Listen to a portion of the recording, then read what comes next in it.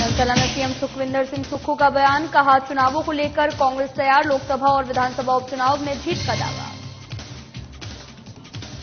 शिमला में कांग्रेस प्रदेश अध्यक्ष प्रतिभा सिंह का बयान, कहा कांग्रेस में टिकट को लेकर मंथन जारी, मंडी से विक्रमादित्य सिंह को कैंडिडेट बनाने पर हुई चर्चा। मंडी लोकसभा सीट से विक्रमादित्य सिंह चुनाव लड़ने को तैयार, बीजेपी उम्मीदवार कंगना रनौत पर बोला हमला, कहा कंगना का हारना तय।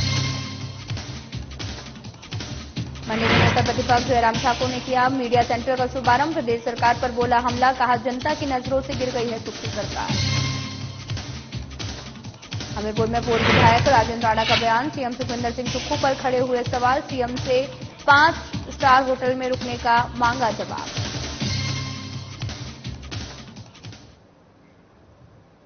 नमस्कार, मैं हूं आपके साथ अंकिता पाल। बुलेटिन की शुरुआत करते हैं। धर्मशाला में लोकसभा और विधानसभा उपचुनावों को लेकर सियासी गलियारों में भी हलचल तेज हो गई है। एक और जहां पर बीजेपी ने अपने लोकसभा और विधानसभा उपचुनावों को लेकर प्रत्याशियों की सूची जारी कर दी है, तो वहीं कांग्रेस पार्टी में अभी भी प्रत्याशियों की सूची पर मंथन चल रहा है।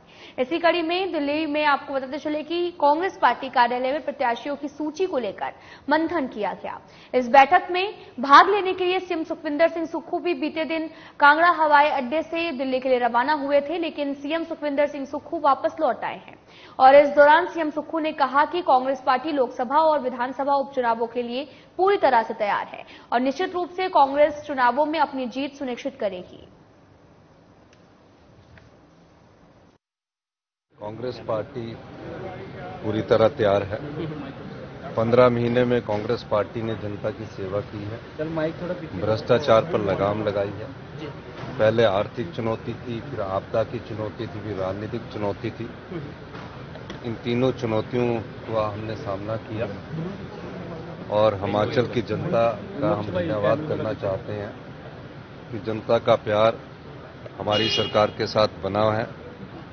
निश्चित तौर पर हमने 15 महीने में जो कार्य किए हैं, चाहे ओल्ड पेंशन स्कीम को लेकर है, चाहे हमारी जो बेटियां हैं जो 18 साल की उम्र पार कर चुकी है, उनको आजीवन पेंशन देने की बात है, हर महीने 1500 रुपया देने की बात है, उसके हमने फॉर्म भरवाने शुरू कर दिए हैं। और लाहौल स्पीति जिले में तो पहले ही शुरू हो चुकी है, उनको सबको मिल चुकी है और पूरे प्रदेश में ये हमने शुरुआत की है और एक साल में 18,000 रुपया देंगे। और जो किसान सम्मान निधि है उसमें 6,000 रुपया मिलता है, हम अपनी बहनों को, बेटियों को 18,000 रुपये देंगे। विधवाएं 1,15,000 हिमाचल में उनके बच्चे पढ़ते हैं स्कूल में, मेडिकल कॉलेज में 1 लाख मेडिकल कॉलेज की फीस होती है, नर्सिंग की फीस होती है, प्रोफेशनल कोर्सेज की फीस होती है, हॉस्टल की फीस है। उनको हमने इस बजट में फ्री एजुकेशन की बात की है, उनका सारा खर्चा सरकार देगी। 70 साल से ऊपर के जो बुजुर्ग हैं, उन बुजुर्गों की जो हेल्थ से संबंधित जो भी है वो सारा खर्चा सरकार उठाएगी। और पहली बार इतिहास में मनरेगा की दिहाड़ी 60 रुपये बढ़ी है, जो 1 अप्रैल 2024 से लागू हो गई है। हिंदुस्तान का हिमाचल प्रदेश पहला राज्य बना जहां दूध पर एमएसपी दिया गया, मिनिमम सपोर्ट प्राइस दिया गया। हिंदुस्तान का हिमाचल प्रदेश पहला राज्य बना जहां प्राकृतिक खेती गेहूं पर एमएसपी 40 रुपये प्रति किलो के हिसाब से दिया गया, मक्की पर 30 रुपये प्रति किलो के हिसाब से दिया गया, गाय का दूध मिनिमम सपोर्ट प्राइस 45 रुपये फिक्स किया गया, भैंस का दूध 55 रुपये फिक्स किया गया। ये सब ग्रामीण अर्थव्यवस्था को ऊपर उठाने के लिए हमारी योजनाएं हैं, क्योंकि 90% हम लोग किसान हैं, गांव में रहने वाले, छोटी मोटी खेती बाड़ी करने वाले हम लोग हैं, तो उनके लिए ये योजना लाई है।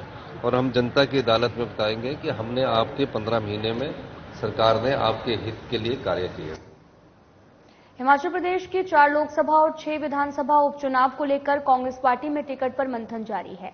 इसी को लेकर कांग्रेस प्रदेश अध्यक्ष प्रतिभा सिंह भी दिल्ली दौरे पर थी और वहीं दिल्ली से लौटने के बाद में शिमला में मीडिया से बातचीत में प्रतिभा सिंह ने कहा कि लोकसभा चुनाव में कैंडिडेट के नाम पर चर्चा जारी है और मंडी सीट पर विक्रमादित्य सिंह को चुनावी मैदान में उतारने को लेकर पार्टी विचार कर रही है। इसके साथ ही उन्होंने ये भी कहा कि युवा चेहरा होने का फैक्टर विक्रमादित्य सिंह के साथ भी है। वहीं विक्रमादित्य सिंह के मंडी लोकसभा क्षेत्र से चुनाव लड़ने को लेकर कांग्रेस प्रदेश अध्यक्ष प्रतिभा सिंह ने कहा कि उनके नाम पर पैनल में चर्चा हुई, हालांकि अभी नाम तय नहीं हुआ है। अभी तो फाइनल नहीं हुआ, चर्चा जरूर हुई इस पे और सभी का सुझाव था, बिकॉज एज फैक्टर तो है ही है। Kangana is a young girl, she must be 36, 37 और विक्रमादित्य भी 34 साल के, तो ज्यादा मतलब कंपटीशन में हो तो बराबर उम्र के हो, एनर्जेटिक हो, लोगों को प्रभावित करने वाला व्यक्ति चाहिए जो अच्छा ओरेटर हो और अच्छा उसके साथ यूथ भी जुड़ता है और आइकॉन है वो यूथ का। सो ये सारे प्लस पॉइंट्स थे जिसकी वजह से सभी नेताओं ने ये सुझाव दिया। हालांकि उनको ये पता है कि मैं सिटिंग मेंबर हूं, मेरा टिकट काटना इतना आसान नहीं है, बट उन सभी का सुझाव था कि अगर हमारे लिए ये सीट मंडी की बहुत महत्वपूर्ण है जीतना, इसमें क्योंकि हमारे प्रधानमंत्री जी का भी आशीर्वाद है बीजेपी के कैंडिडेट के लिए और वो भी पूरी ताकत से इस इलेक्शन को लड़ने जा रहे हैं, तो इसमें हमारी तरफ से भी कोई कमी नहीं रहनी चाहिए, कोई कॉम्प्रोमाइज नहीं होना चाहिए। जो हमें लगे कि सबसे बेस्ट कैंडिडेट है उसको ही हमें फील। मंडी लोकसभा सीट से बीजेपी उम्मीदवार अभिनेत्री कंगना के सामने हिमाचल के पीडब्ल्यूडी मंत्री विक्रमादित्य सिंह कांग्रेस की टिकट पर चुनाव लड़ने को तैयार नजर आ रहे हैं। कांग्रेस पार्टी कंगना के सामने युवा चेहरे पर दांव खेल सकती है। वहीं दिल्ली से लौटने के बाद शिमला में पत्रकारों से बातचीत में विक्रमादित्य सिंह ने कहा कि वे आलाकमान के हर आदेश का पालन करेंगे। पहले भी उनके माता पिता मंडी से सांसद रहे और इसके साथ ही विक्रमादित्य सिंह ने यह भी कहा कि कंगना का मंडी से हटना तय है। कंगना को हराकर वापस बॉलीवुड भेजेंगे। साथ ही कंगना हिमाचल की बेटी हैं, वे उसका सम्मान करते हैं, लेकिन हिमाचल में हजारों बेटियां हैं जिन्होंने अलग अलग क्षेत्रों में अपना नाम कमाया है।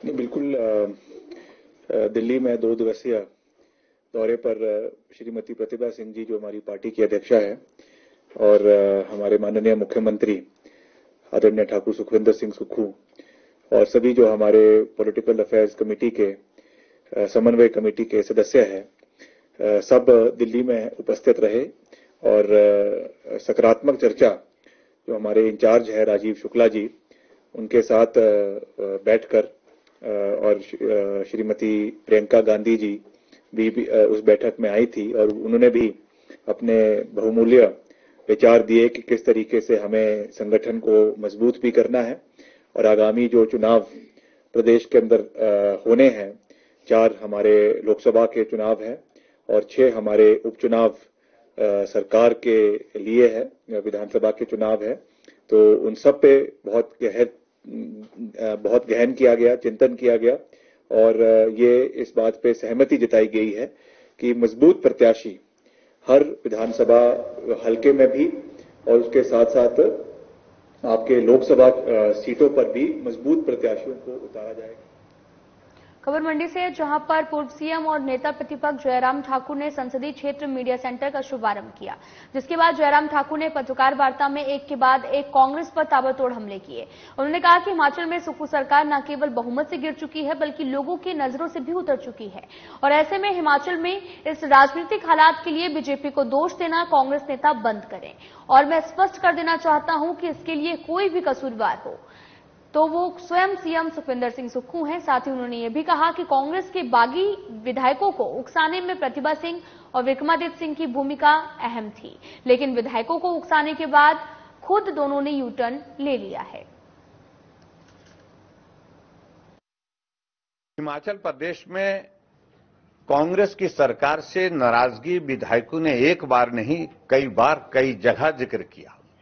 अगर विधानसभा के रिकॉर्ड में आप देखेंगे, उन्हीं में से बहुत सारे विधायकों ने विधानसभा के अंदर भी सरकार को आगाह किया था। विधानसभा के बाहर भी उन्हीं विधायकों ने बार बार जलालत के लिए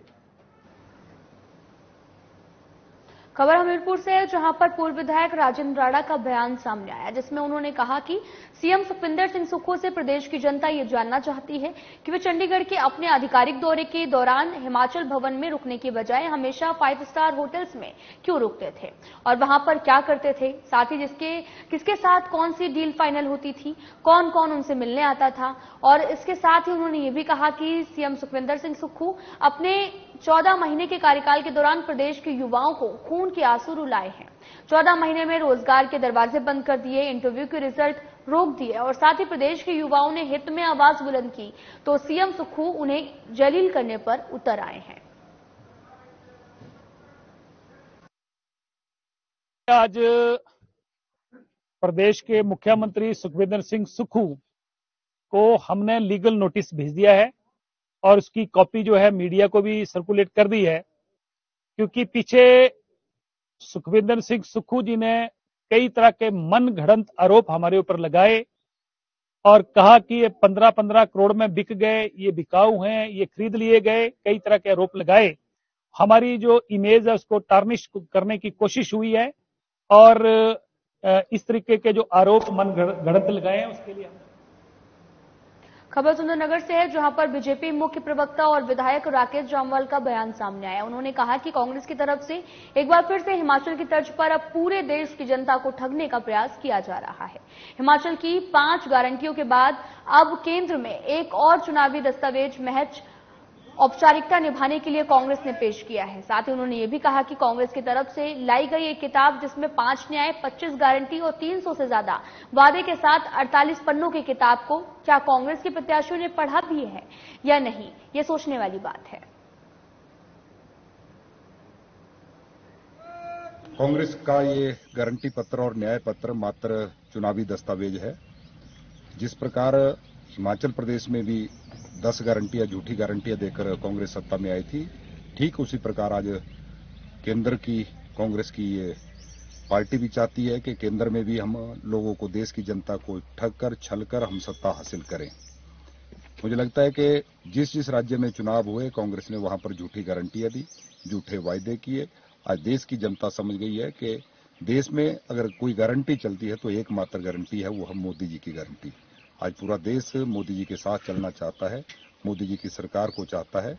और आज हिमाचल प्रदेश में भी हम देख रहे हैं कांग्रेस पार्टी जिस प्रकार से महिलाओं के सम्मान की बात कर रही है। आज हम देख रहे हैं कि मंडी लोकसभा सीट से भारतीय जनता पार्टी ने मंडी। फिलहाल इस वीडियो में इतना ही। नमस्कार।